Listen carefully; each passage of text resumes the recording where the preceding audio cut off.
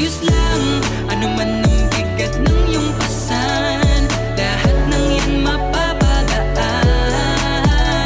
Ayos lang, ano man ang hirap sa iyong daan, lahat ng yan malalagpasan. Tandaan, ayos lang, ayos lang, mabigo man ay may aral naman, kaya ayos lang.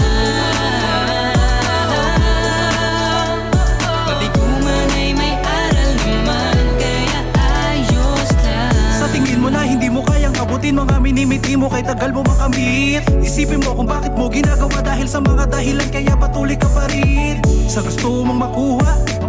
Kahit marami na luha pumatak sa iyo dahil sa mga kutya, wag kang magsasabing hintula.